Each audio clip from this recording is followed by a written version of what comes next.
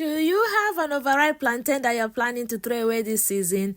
Please don't throw it away. There's something you can prepare with this, and it's called plantain fritters. Yes, so you get your overripe plantain, you wash that off, peel it, slice it into these smaller sizes as I'm doing here, and then you grab your food processor or your blender or your mortar and pestle. Okay, if you're still watching at this point, please do not forget to click the subscribe button. Subscription is free. Okay, thank you. So you get your onions ready, and now it's time for us to set our food processor.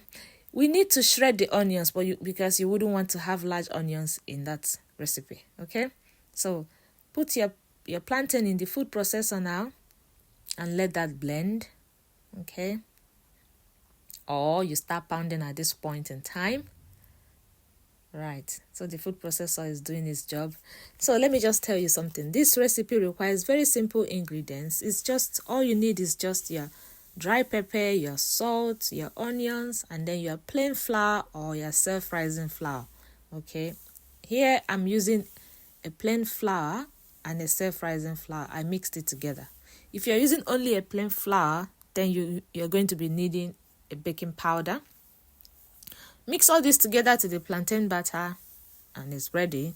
Next thing is to put your pot on fire, and then you're going to start heating the oil. Okay.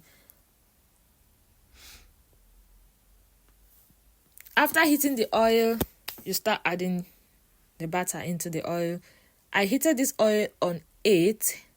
Okay, but now I'm going to reduce the heat to 6 so that this can fry on medium to low heat to give it time to cook properly inside. Okay, and then so that it doesn't brown too much. Yes, so I've reduced that to 6 now, and this first batch is nearly ready. So all you need to do is to get you your paper towel, your plate, scoop that out. The paper towel is going to help to drain the oil. After this, I'm going to start my second batch, but let me let you in on a secret here. This is for those who have watched up to this point.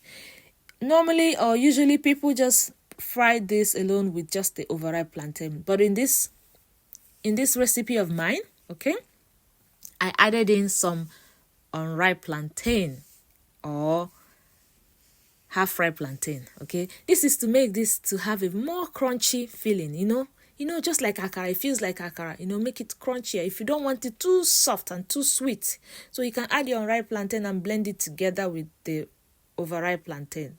Try this hack. You're going to love this even more if you like crunchy things. Okay, so now this is our second batch that we're scooping out.